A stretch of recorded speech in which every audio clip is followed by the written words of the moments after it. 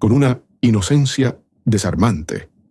Mateo extendió su mano y tocó la de Alejandro. En ese instante, una avalancha de recuerdos y sensaciones invadió su mente. La soledad helada de Alejandro, el peso de sus responsabilidades, la traición que lo había endurecido y, sobre todo, un arrepentimiento profundo por las cosas no dichas y las vidas no vividas. Pero también sintió una chispa, un deseo latente de regresar, de luchar.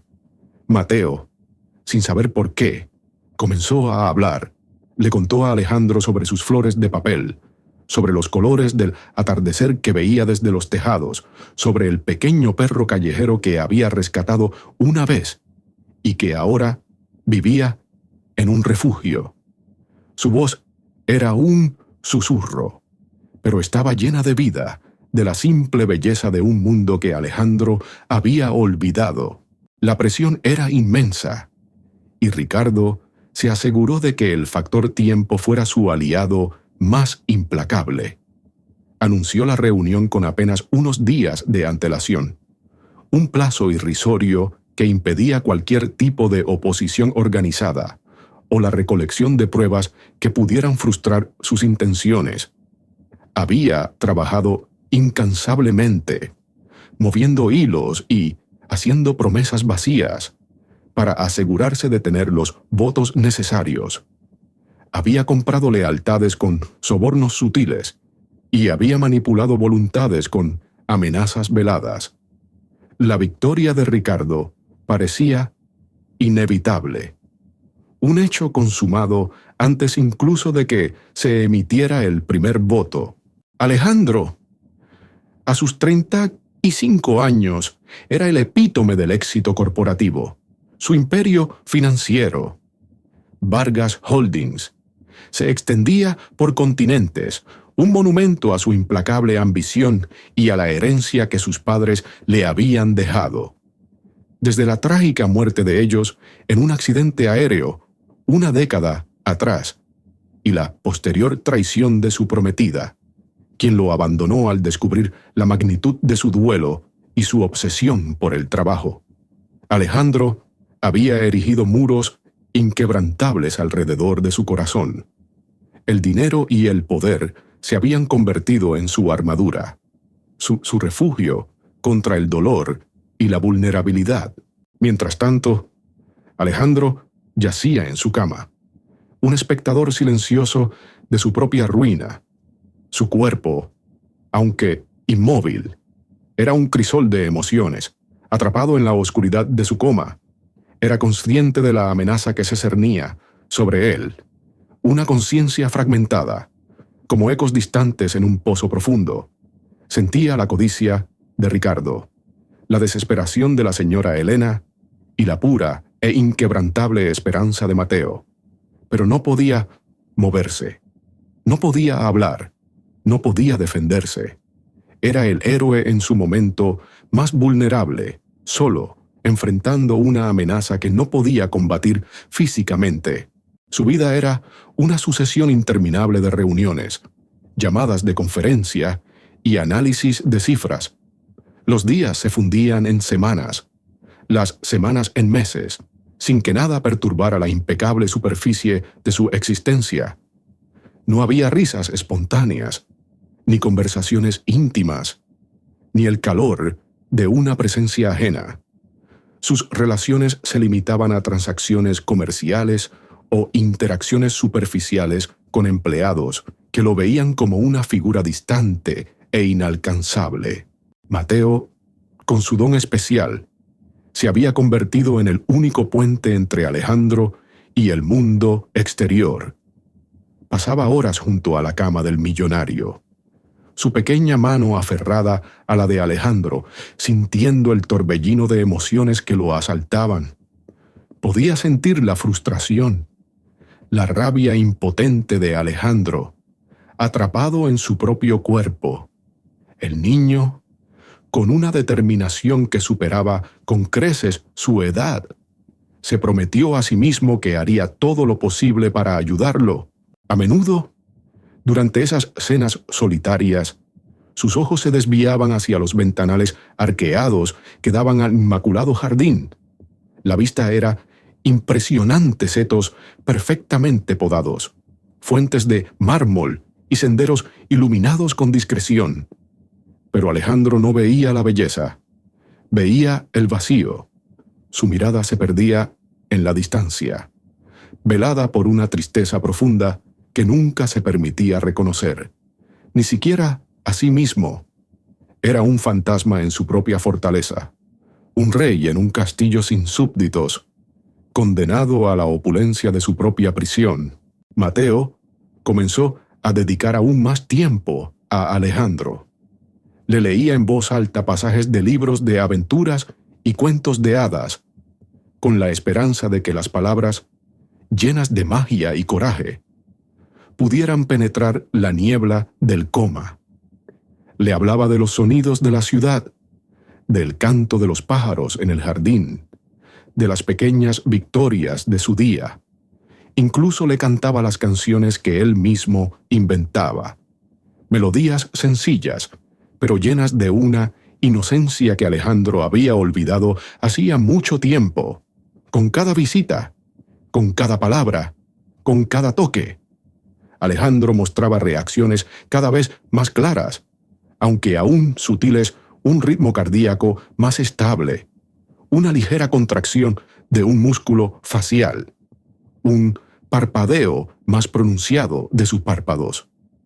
Eran pequeñas victorias, pero para Mateo y la señora Elena eran faros de esperanza en la oscuridad.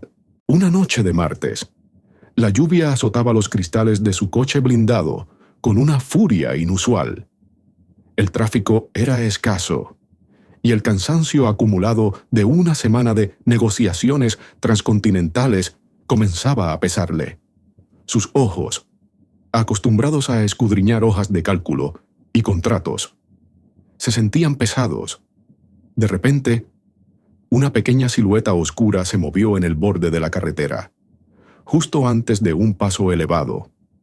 Alejandro, a pesar de su mente nublada por la fatiga, reaccionó por instinto. Pisó el freno con más fuerza de la necesaria, haciendo que el coche patinara ligeramente antes de detenerse. La señora Elena, inicialmente escéptica, se había convertido en una aliada incondicional.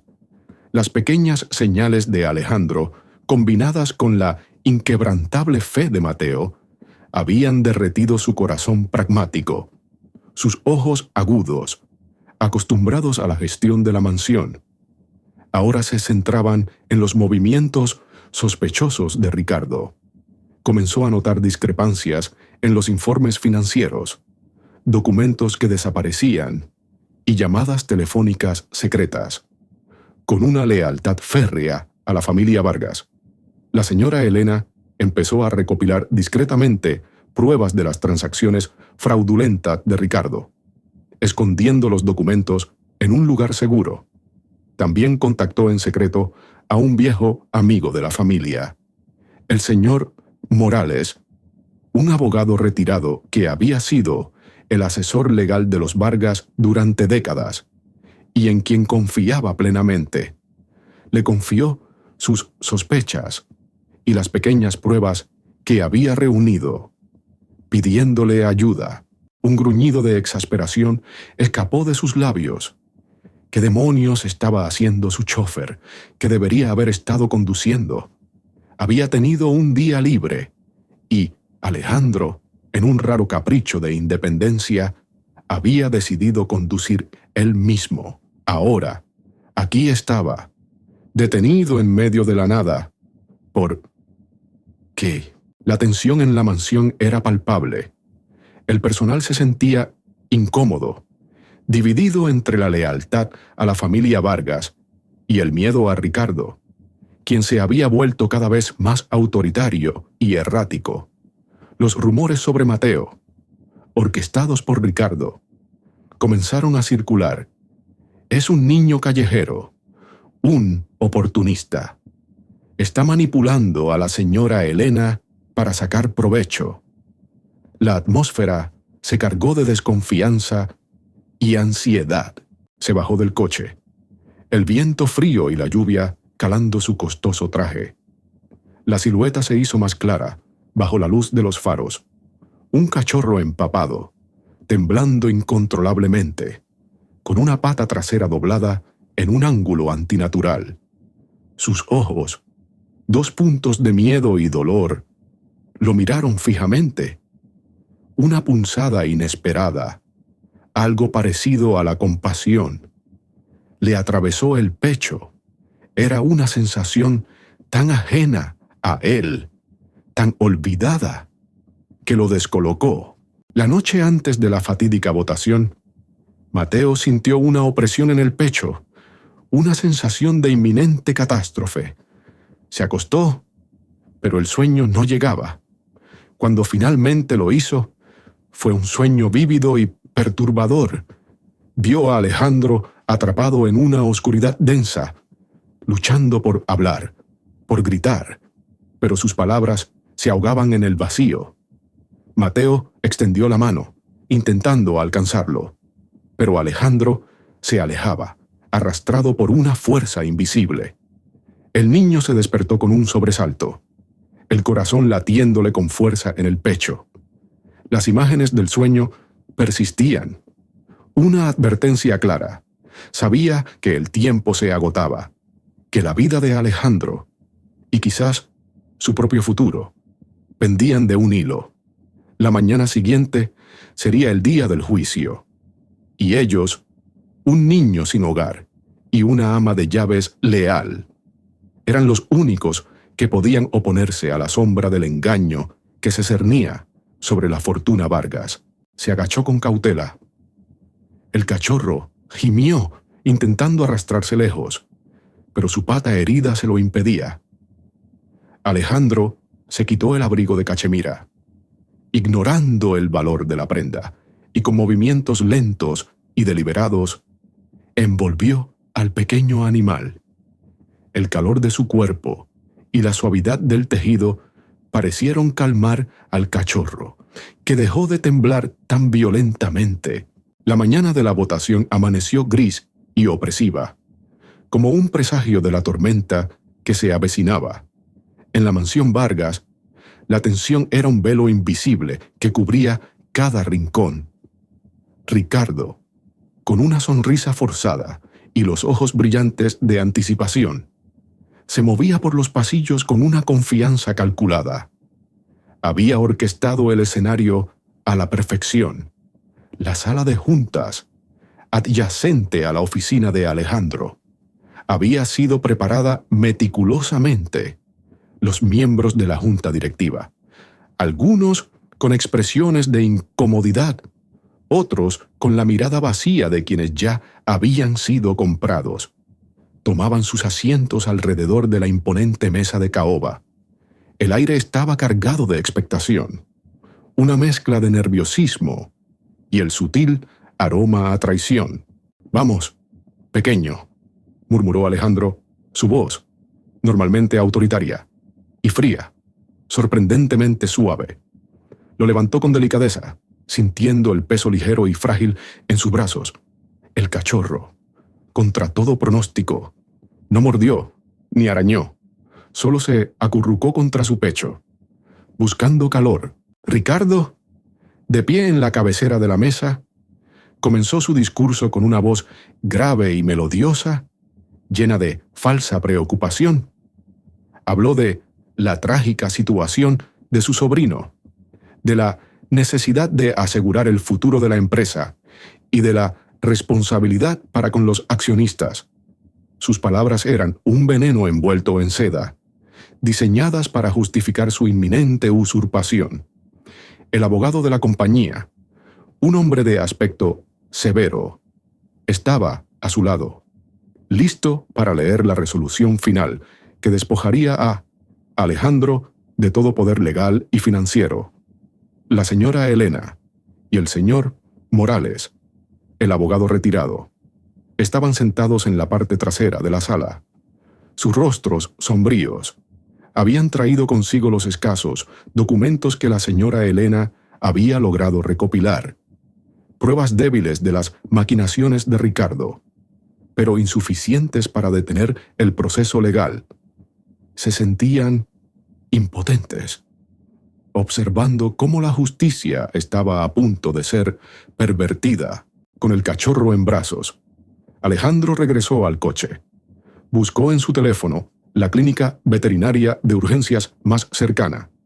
Encontró una a 20 minutos de distancia. Una vez allí, entró con el cachorro, que ahora dormitaba, acurrucado en su abrigo. La recepcionista, una joven con el pelo recogido en una coleta desordenada, lo miró con sorpresa. Alejandro Vargas no era el tipo de persona que se esperaba ver en una clínica veterinaria de urgencias a medianoche, y mucho menos con un cachorro callejero. El momento de la verdad se acercaba. Ricardo levantó la mano, indicando al abogado que comenzara a leer la resolución.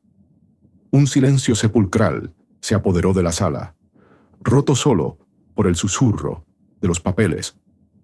Era el instante en que el destino de Alejandro Vargas se sellaría para siempre.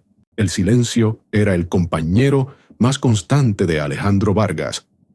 No el silencio apacible de un bosque al amanecer, ni el murmullo expectante de una biblioteca, sino un silencio denso, pesado, que se tragaba cualquier eco de vida en la vasta mansión. Cada noche, la misma rutina se desplegaba en el inmenso comedor. La mesa de caoba pulida, lo suficientemente grande para acoger a 20 invitados, solo albergaba un único plato, un juego de cubiertos de plata y una copa de cristal tallado. El tintineo metálico del tenedor contra la porcelana fina era el único sonido que rompía la monotonía, un recordatorio agudo de su soledad. Pero justo en ese momento, la puerta principal de la sala se abrió de par en par. Todos los ojos se volvieron hacia la entrada. Allí, de pie, con una determinación que desafiaba su pequeña estatura, estaba Mateo. A su lado, la señora Elena, con el rostro pálido pero firme, lo sostenía de la mano. Detrás de ellos, 2 enfermeras empujaban la cama de hospital de Alejandro, quien yacía inmóvil, conectado a sus máquinas. Su presencia, una acusación silenciosa en medio de la farsa.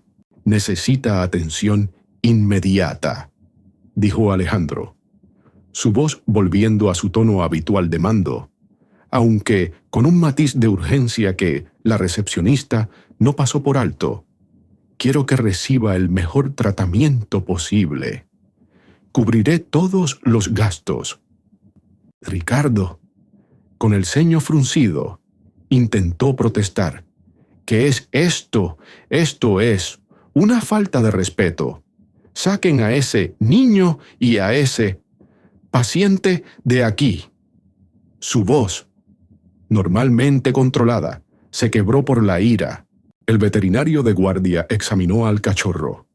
La pata estaba rota, pero la fractura era limpia y se podía reparar. Alejandro esperó pacientemente, algo inaudito para él, que valoraba cada minuto de su tiempo.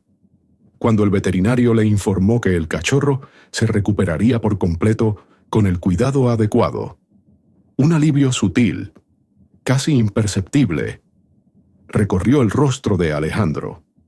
Pagó la factura sin pestañear. Dejó instrucciones para que el cachorro fuera atendido con los más altos estándares y, sin esperar agradecimientos ni explicaciones, se despidió. No dejó su nombre completo, solo un número de cuenta y una vaga indicación de que alguien se encargaría de la factura.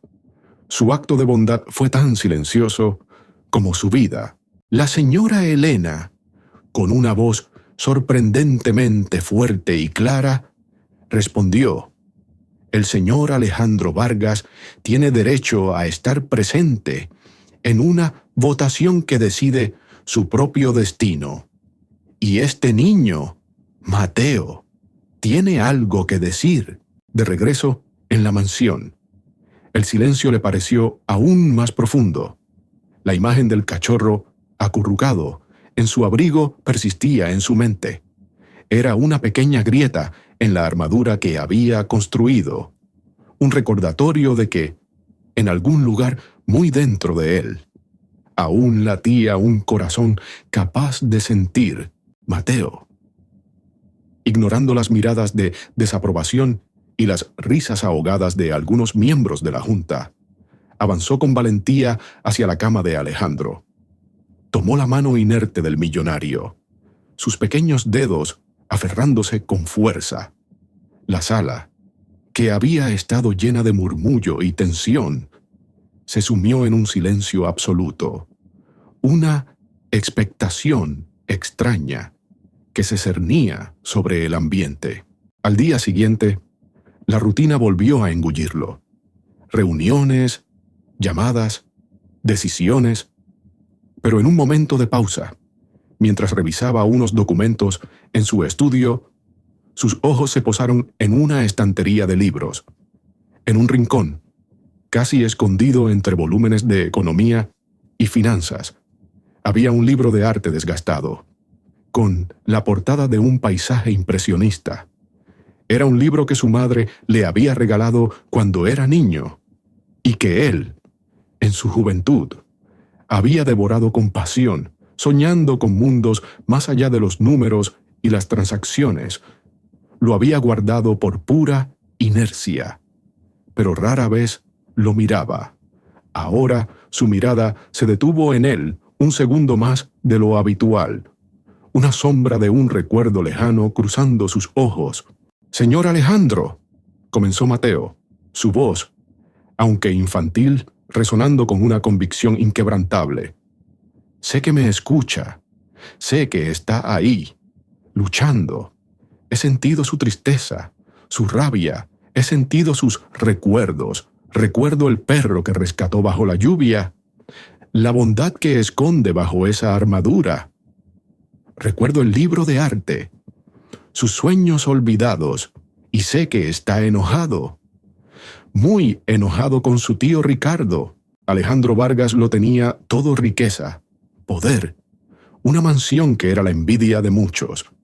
Pero, en lo más profundo de su ser, se sentía vacío. Creía que el dinero y el poder eran su escudo contra el dolor de la pérdida.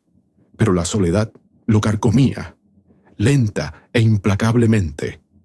No sabía que su vida, tan meticulosamente construida y tan herméticamente sellada, estaba a punto de ser sacudida hasta sus cimientos por un evento que lo dejaría a merced del destino, y por una conexión inesperada que cambiaría todo. No sabía que estaba a punto de entrar en un largo y oscuro túnel, y que la luz al final no sería la que él esperaba. Mientras Mateo hablaba, los monitores conectados a Alejandro comenzaron a reaccionar. El pitido del monitor cardíaco se aceleró, luego se estabilizó en un ritmo más fuerte. Las luces parpadeaban con mayor intensidad. Ricardo, que había estado observando con una mezcla de incredulidad y desdén, palideció. Intentó interrumpir, pero las miradas fijas de los demás lo silenciaron. El destino, a menudo caprichoso e indiferente, teje sus hilos con una sutileza cruel. Para Alejandro Vargas, la noche en que su vida cambió irrevocablemente llegó sin previo aviso, disfrazada de una fatiga acumulada y una distracción momentánea. Las horas interminables frente a pantallas luminosas, los vuelos transoceánicos y la presión constante de un imperio global habían cobrado su precio. Una tarde, mientras regresaba de una reunión maratoniana que se había extendido hasta bien entrada la madrugada, el cansancio lo venció. Sus párpados se sintieron como plomo, y un microsueño, apenas un parpadeo en el tiempo, fue suficiente para desviar su coche blindado de la carretera. El impacto fue brutal. Un estruendo metálico que resonó en la noche solitaria, seguido de un silencio aún más ensordecedor. Cuando los equipos de emergencia lo encontraron, Alejandro yacía inconsciente, atrapado en la maraña retorcida de metal y cristal. Él está intentando decirles algo, continuó Mateo, sus ojos fijos en Alejandro, como si estuviera leyendo una verdad invisible. Él sabe lo que su tío ha hecho. Él sabe de los papeles que ha robado, del dinero que ha desviado. Él quiere que sepan la verdad. 3 años se deslizaron como arenas en un reloj de arena roto. 3 años en los que el mundo exterior continuó su incesante danza, mientras Alejandro permanecía inmóvil, prisionero de un coma profundo. La mansión, antes un símbolo de su poder y soledad, se transformó en una clínica privada de alta tecnología, una habitación en el ala este, con vistas al jardín que él apenas veía. Fue equipada con lo último en aparatos médicos, monitores que parpadeaban con luces verdes y rojas, bombas de infusión que zumbaban suavemente, y una cama articulada que sostenía su cuerpo inerte. Médicos, especialistas y un equipo de enfermeras dedicadas se turnaban en su cuidado, sus rostros marcados por una mezcla de profesionalismo y una esperanza que menguaba con cada día que pasaba sin un signo de recuperación. Hablaban en susurros, sus voces amortiguadas por el silencio reverente que envolvía la habitación. Un silencio que solo era interrumpido por el rítmico pitido de las máquinas que mantenían a Alejandro con vida. En ese instante, el cuerpo de Alejandro, que había permanecido inerte durante 3 años, se estremeció. Sus párpados, que apenas se habían movido, se abrieron lentamente. Sus ojos, antes velados por la inconsciencia, se fijaron en Ricardo con una intensidad escalofriante. Había en esa mirada una mezcla de dolor, reconocimiento y una furia helada. La sala contuvo el aliento. Mientras el cuerpo de Alejandro dormía, su imperio, Vargas Holdings, se convirtió en un campo de batalla silencioso. Ricardo, su tío materno y socio de negocios desde hacía años, emergió de las sombras con una sonrisa amable y una ambición voraz. Ricardo, un hombre de mediana edad con un aire de respetabilidad cuidadosamente cultivado, había sido siempre una figura secundaria en la vida de Alejandro, eclipsado por la brillantez y el empuje de su sobrino. Pero la desgracia de Alejandro fue su oportunidad, con la excusa de proteger los intereses de la familia. Ricardo asumió el control de la empresa. Al principio, sus acciones parecían legítimas: estabilizar las finanzas, mantener la moral de los empleados. Sin embargo, con el tiempo, su verdadera naturaleza comenzó a revelarse. Alejandro intentó hablar, pero solo un gemido ronco escapó de sus labios. Sin embargo, con un esfuerzo sobrehumano, su mano, que Mateo aún sostenía, comenzó a levantarse, temblorosa, lenta, pero imparable. Cada centímetro que subía era una batalla, un testimonio de su voluntad. Finalmente, con la última gota de su fuerza, su dedo índice se extendió y apuntó, con una precisión inconfundible, directamente a Ricardo. Con una meticulosidad digna de un depredador, Ricardo comenzó a desviar fondos, a manipular cuentas y a vender activos valiosos de la empresa a precios irrisorios a compañías fantasma de su propiedad. Sus visitas a la mansión de Alejandro se hicieron más frecuentes, pero no eran visitas de preocupación genuina. Se paraba junto a la cama de su sobrino, observándolo con una mirada calculadora, casi impaciente, como si esperara que el último aliento de Alejandro le diera la libertad para saquear sin restricciones. Sus palabras de aliento a las enfermeras eran huecas, sus promesas de recuperación, una farsa. En secreto, ya había contactado a un equipo de abogados para iniciar el proceso legal de declarar a Alejandro incapacitado permanentemente, lo que le permitiría tomar el control total y legal de su vasto patrimonio. La avaricia era un veneno lento que corría por sus venas, nublando cualquier rastro de afecto familiar que alguna vez hubiera existido, en contraste con la calculada frialdad de Ricardo. Estaba la pragmática esteticismo de la señora Elena. La señora Elena había sido la ama de llaves de la familia Vargas durante más de 40 años, una mujer de carácter fuerte, con el cabello recogido en un moño estricto y una mirada que no se perdía un solo detalle. Había visto crecer a Alejandro, había sido testigo de su dolor y su ascenso.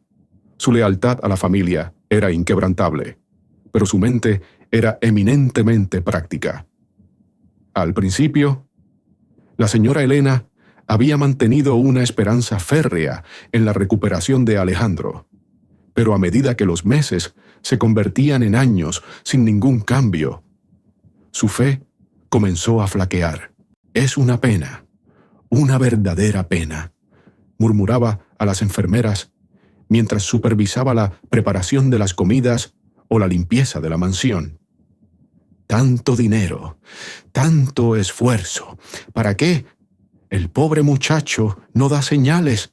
Es un gasto inútil, un drenaje para las finanzas de la familia».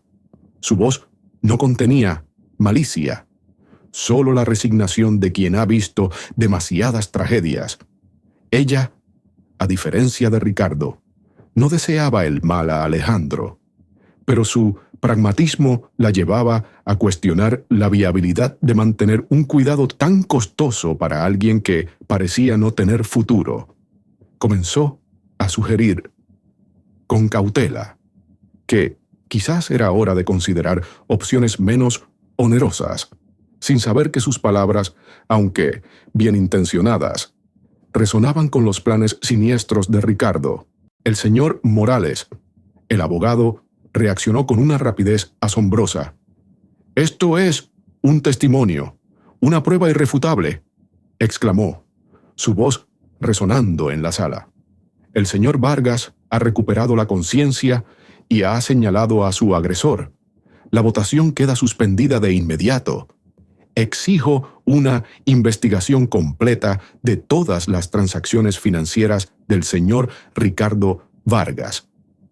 Los médicos, a pesar de sus esfuerzos incansables y la aplicación de todos los tratamientos conocidos, se encontraban en un callejón sin salida. Las pruebas no mostraban mejoría, y las esperanzas que al principio habían sido faros brillantes se habían reducido a pequeñas velas parpadeantes. «Hemos hecho todo lo humanamente posible», le dijo el doctor Méndez, el neurólogo principal, a Ricardo en una ocasión, con un tono de voz que denotaba una mezcla de frustración y derrota. «Su cerebro muestra una actividad mínima. Es un milagro que siga con vida. Pero la recuperación es casi imposible».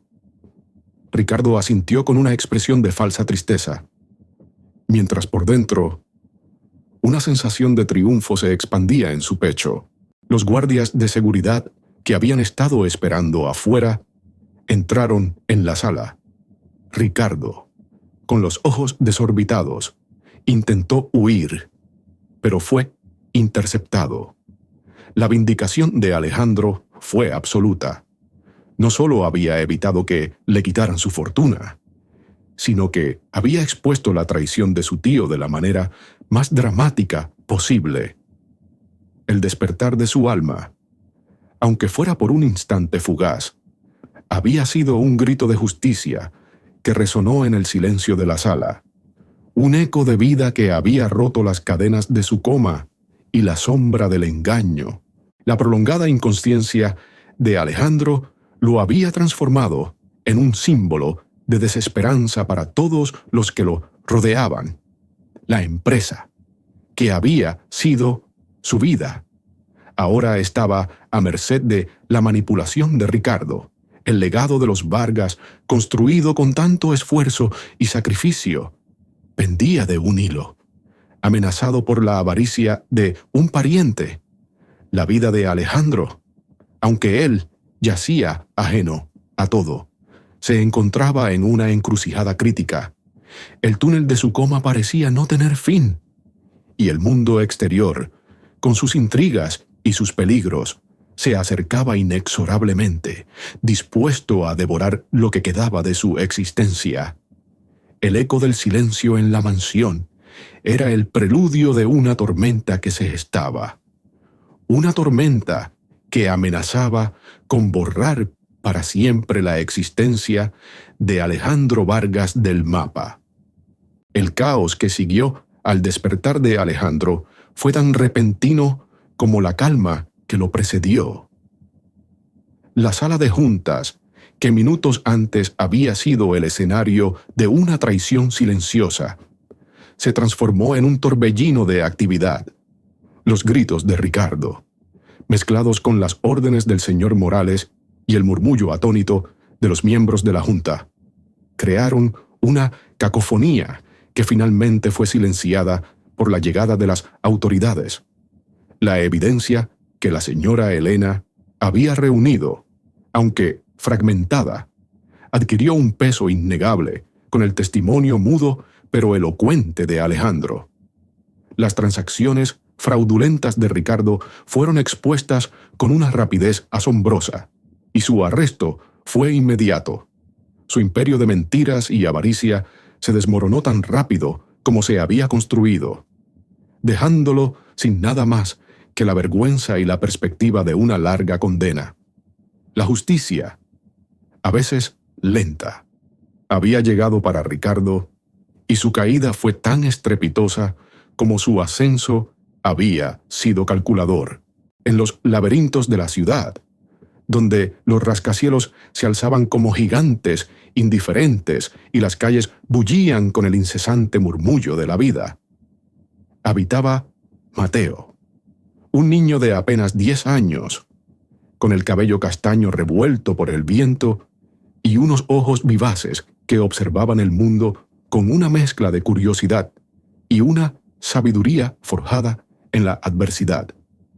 Mateo no tenía un hogar fijo. Sus días transcurrían entre la venta de delicadas flores de papel que él mismo elaboraba con una habilidad sorprendente, y la búsqueda de objetos reciclables que pudieran darle unas pocas monedas. A pesar de la dureza de su existencia, su espíritu permanecía intacto. Una llama titilante de inocencia y bondad en un mundo a menudo cruel. Poseía una habilidad inusual. Casi mística podía sentir las emociones ocultas de las personas. Una especie de eco empático que resonaba en su interior, especialmente cuando se trataba de aquellos que cargaban con un dolor profundo o una tristeza silenciosa. Mientras Ricardo era llevado, la señora Elena observaba con una mezcla de alivio y una profunda vergüenza. Había dudado, había sido escéptica e incluso había llegado a considerar la situación de Alejandro como una carga inútil. Pero el milagro que había presenciado, el despertar de Alejandro y el papel crucial de Mateo en él, había disipado todas sus dudas. Su corazón, antes endurecido por el pragmatismo, se ablandó, se acercó a Mateo. Sus ojos, normalmente severos, ahora llenos de lágrimas. «Mateo», dijo, su voz quebrada por la emoción, «perdóname. Dudé de ti. Dudé de lo que podías hacer. Gracias. Gracias por no rendirte con él. Fue una disculpa sincera, un reconocimiento de su error que la transformó de una escéptica a una aliada incondicional. Desde ese día, la señora Elena se convirtió en la protectora más feroz de Mateo y en la cuidadora más devota de Alejandro, dedicando cada fibra de su ser a su recuperación. Desde hacía varias semanas, Mateo se sentía atraído por la imponente mansión Vargas, la misma donde Alejandro yacía en su sueño forzado. No era la opulencia lo que lo llamaba, sino una sensación persistente, una gran tristeza que percibía emanar de sus muros de piedra. A menudo se sentaba en el banco de un parque cercano, observando el ir y venir de los coches de lujo y la impecable fachada de la propiedad, sintiendo el peso de esa melancolía invisible. La recuperación de Alejandro fue un camino arduo, un renacimiento lento y doloroso. Los primeros días fueron los más difíciles. Su cuerpo, debilitado por 3 años de inactividad, apenas respondía.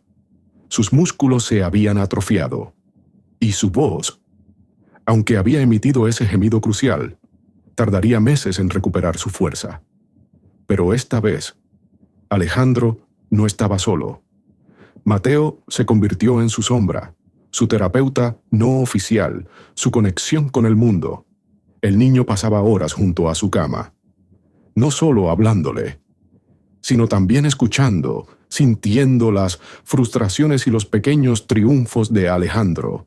Una tarde, mientras Mateo intentaba evadir a un grupo de jóvenes maleantes que solían hostigar a los niños de la calle, sus pasos desesperados lo llevaron a un callejón sin salida que colindaba con la parte trasera de la mansión. Sin pensarlo, 2 veces, y con la agilidad de un gato, trepó por un muro bajo, cayendo suavemente en los exuberantes jardines de la propiedad. Respiró aliviado, pero su tranquilidad duró poco. Una enfermera, la señorita Clara, que salía a tomar un poco de aire fresco, lo descubrió. Mateo le contaba historias de su día, de los pájaros que cantaban en el jardín, de las nubes que pasaban por el cielo. Le leía libros, no de finanzas, sino de aventuras, de viajes a lugares lejanos, de héroes que superaban adversidades. La inocencia y la alegría de Mateo eran una medicina más potente que cualquier fármaco. Poco a poco, Alejandro comenzó a responder, primero con pequeños movimientos oculares, siguiendo la voz de Mateo, luego con una leve sonrisa cuando el niño le contaba algo divertido, después con un apretón débil de la mano, una señal de reconocimiento. La señora Elena, con la ayuda de un equipo de fisioterapeutas y logopedas, trabajó incansablemente con él. Pero fue la presencia constante de Mateo lo que alimentó su voluntad de vivir. La señorita Clara era una mujer joven y compasiva, con una sonrisa amable que contrastaba con la seriedad del ambiente en la mansión.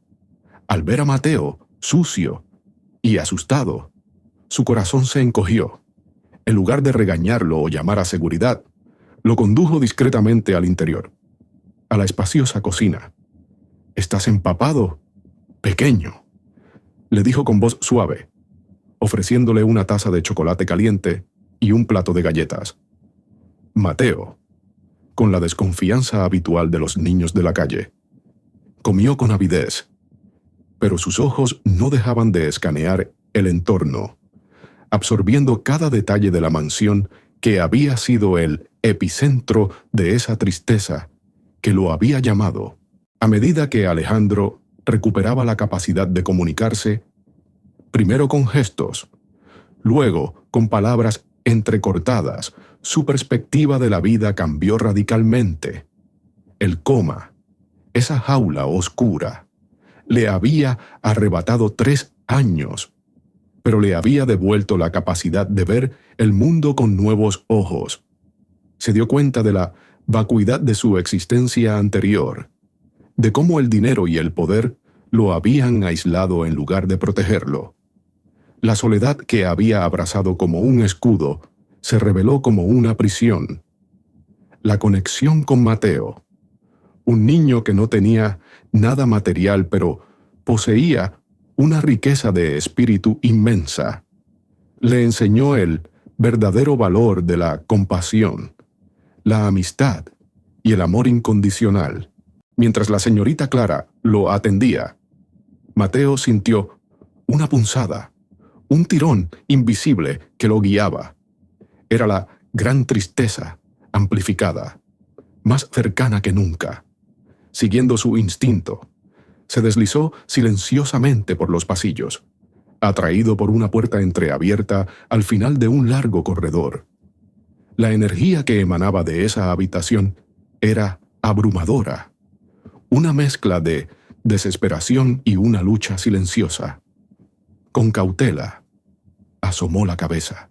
Una vez que Alejandro pudo sentarse y hablar con más fluidez, su primera acción significativa fue dirigirse a Mateo, sentado en su silla de ruedas, con la señora Elena a su lado. Le hizo una propuesta que cambiaría la vida del niño para siempre. «Mateo», dijo, su voz aún un poco ronca pero llena de emoción. «Esta mansión es tu hogar ahora. Eres parte de esta familia. Quiero que tengas todo lo que necesitas: educación, seguridad, un futuro. Y quiero que seas mi hijo». Los ojos de Mateo se llenaron de lágrimas, y por primera vez en su vida sintió el calor de un hogar verdadero, de una familia que lo aceptaba y lo amaba. Allí, en una cama rodeada de máquinas, yacía Alejandro Vargas. Mateo no lo conocía, pero la intensa ola de emociones que lo inundó al verlo fue inconfundible. Se acercó lentamente, sus pequeños pies descalzos apenas haciendo ruido en la alfombra persa. Los monitores parpadeaban, las máquinas zumbaban. Pero para Mateo, lo único que importaba era la presencia inerte del hombre, atrapado en un abismo de inconsciencia. Alejandro, con la ayuda del señor Morales, comenzó a reestructurar Vargas Holdings. Ya no se trataba solo de maximizar ganancias. Su visión se expandió para incluir proyectos humanitarios, especialmente aquellos enfocados en ayudar a niños sin hogar y familias desfavorecidas. Quería usar su fortuna para crear un impacto positivo en el mundo, para ser un faro de esperanza para aquellos que, como Mateo, habían vivido en las sombras. El Fénix había renacido de sus cenizas, no solo en cuerpo, sino en espíritu, transformado por la experiencia, listo para construir un legado de compasión que trascendería el mero éxito financiero. La sala estalló en un caos controlado. Los miembros de la Junta, que habían estado sentados con expresiones de escepticismo, ahora se levantaban de sus asientos, sus rostros transfigurados por el asombro. Las risas se convirtieron en jadeos, la incredulidad en un miedo palpable. Ricardo, con el rostro ceniciento, intentó balbucear una excusa, pero las palabras se ahogaron en su garganta. Su máscara de respetabilidad se desmoronó, revelando la desesperación de un hombre atrapado. 5 años después, el sol de la mañana se filtraba a través de los altos ventanales de la oficina principal de Vargas Holdings, bañando la espaciosa habitación con una luz dorada. Alejandro Vargas, ahora con 40 años, se sentaba detrás de su escritorio, pero la imagen del hombre era radicalmente diferente a la del pasado. Su rostro, antes marcado por la tensión y la frialdad, ahora mostraba líneas de expresión más suaves, producto de la risa y la compasión. Sus ojos, que una vez habían reflejado la soledad, brillaban con una calidez y una sabiduría profundas. Había recuperado por completo su fuerza física, pero su transformación más profunda había sido espiritual. Ya no era el millonario distante y obsesionado con el trabajo. Se había convertido en un hombre de corazón, un líder que priorizaba el impacto social sobre la mera ganancia. Y, ¿sabes, Señor?, dijo Mateo, su voz apenas audible. A veces, cuando las cosas son muy difíciles, solo tienes que recordar que hay algo hermoso esperando. Como mis flores, son solo papel, pero pueden hacer sonreír a la gente. Vargas Holdings, bajo su nueva dirección, había aflorecido. La empresa había diversificado sus inversiones, enfocándose en proyectos de energía renovable, tecnologías sostenibles y desarrollo comunitario.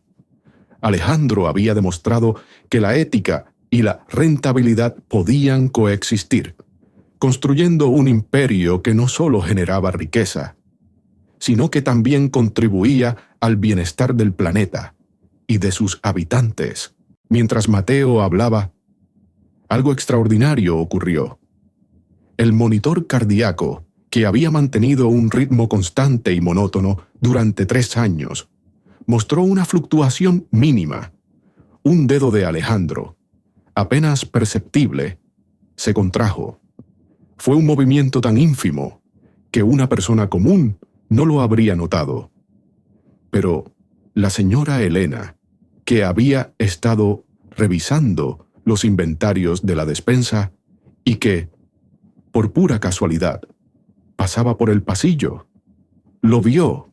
Mateo, ahora un joven de 15 años, había crecido hasta convertirse en un adolescente brillante y compasivo, con la misma chispa en los ojos que había tenido de niño. Su inteligencia natural, nutrida por la educación de primera clase que Alejandro le había proporcionado, lo había llevado a la universidad. Estudiaba trabajo social, impulsado por el deseo inquebrantable de ayudar a aquellos que, como él, habían enfrentado la adversidad de la calle.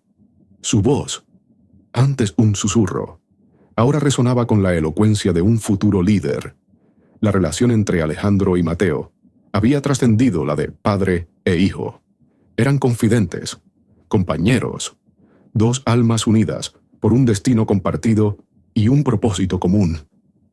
La señora Elena, con su cabello ahora más blanco, los observaba a ambos con una sonrisa de satisfacción. Su lealtad inquebrantable y su corazón lleno de orgullo por la familia que había ayudado a reconstruir. Se detuvo en seco, sus ojos agudos como los de un halcón. Había escuchado el murmullo de una voz infantil y, curiosa, se había acercado a la puerta. Al principio, su ceño se frunció al ver al niño desconocido tocando a Alejandro. Su primer impulso fue regañarlo y expulsarlo. Pero luego, vio el movimiento. Un escalofrío de algo parecido a la esperanza le recorrió la espalda. Había sido testigo de innumerables visitas de médicos y especialistas, de tratamientos fallidos, y nunca había visto una reacción tan clara. Juntos, Alejandro y Mateo habían fundado la Fundación El Susurro del Alma. El nombre, elegido por Mateo, era un homenaje al momento en que sus voces se habían conectado por primera vez, cuando el susurro de su espíritu había penetrado la oscuridad del coma de Alejandro. La fundación se había convertido en un faro de esperanza para cientos de niños sin hogar. Proporcionaban refugio seguro, comidas nutritivas, acceso a educación de calidad y apoyo psicológico. Mateo, con su propia experiencia, era el alma de la fundación, conectando con los niños a un nivel profundo, ofreciéndoles no solo recursos, sino también la esperanza y la creencia en un futuro mejor. Alejandro, con su visión estratégica y sus recursos. Aseguraba que la fundación creciera y alcanzara a más personas. La señora Elena, aunque escéptica por naturaleza, no pudo ignorar lo que acababa de presenciar. Se aclaró la garganta, haciendo que Mateo se sobresaltara. «Niño, ¿qué haces aquí?», preguntó, su voz más suave de lo habitual. Mateo, con los ojos muy abiertos, se preparó para el regaño. Pero la señora Elena continuó. «He visto algo». «¿Qué le estabas diciendo?». Una tarde de verano, Alejandro y Mateo caminaban por un parque que la Fundación El Susurro del Alma había ayudado a renovar. El parque, antes un lugar descuidado y peligroso, ahora estaba lleno de risas de niños, con columpios, toboganes y jardines comunitarios. Se detuvieron junto a un viejo roble, cuyas ramas se extendían como brazos protectores. El sol comenzaba a ponerse, tiñendo el cielo de tonos anaranjados, rosados y púrpuras. Mateo, con la inocencia de su edad, le explicó su habilidad, cómo sentía la tristeza de Alejandro y cómo le había hablado del mundo exterior. La señora Elena, aunque no entendía del todo la parte de las emociones, sí comprendió el impacto. «Muy bien», dijo, con un tono que no admitía discusión. «Puedes quedarte, pero serás útil. Hay muchas tareas pequeñas que puedes hacer por aquí. Y puedes seguir visitando al señor Alejandro, pero en silencio y solo cuando yo te lo diga».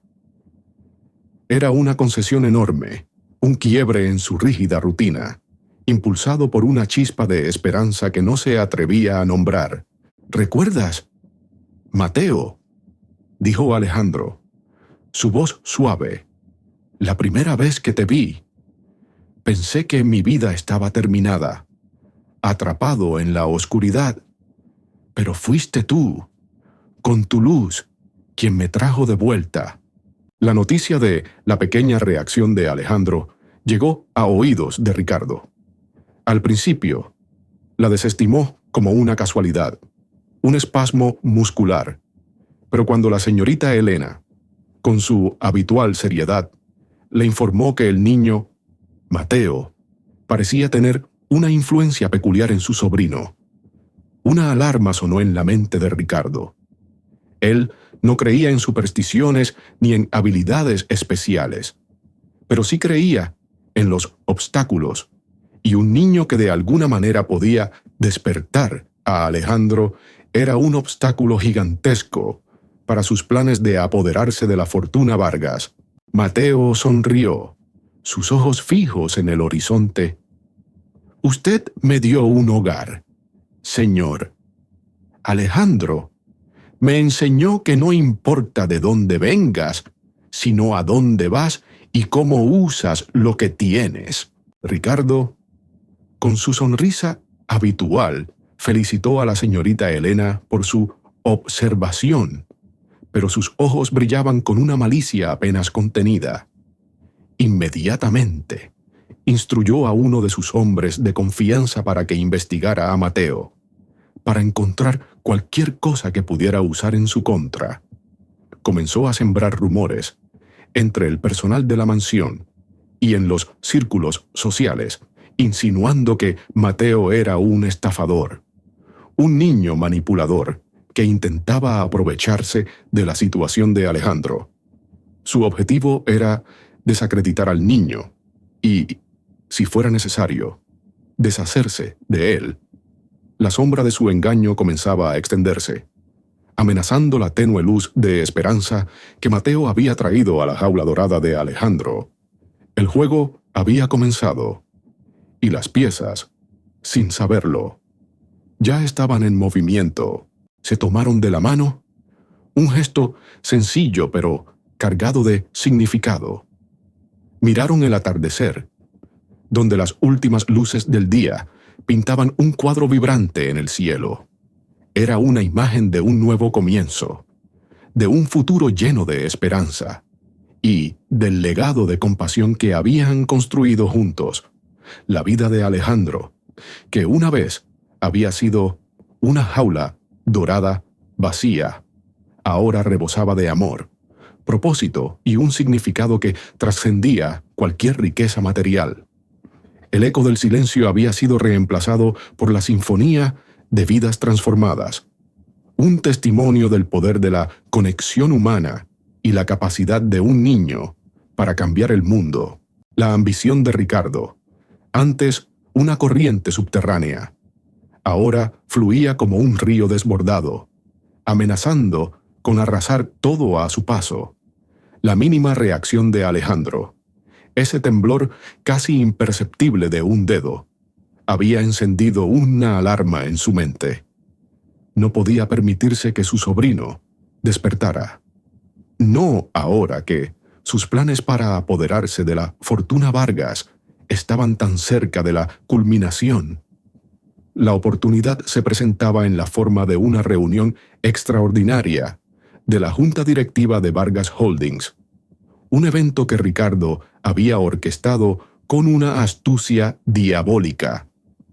El objetivo: votar la incapacitación legal permanente de Alejandro, lo que le otorgaría a Ricardo el control absoluto y legítimo de todo el imperio.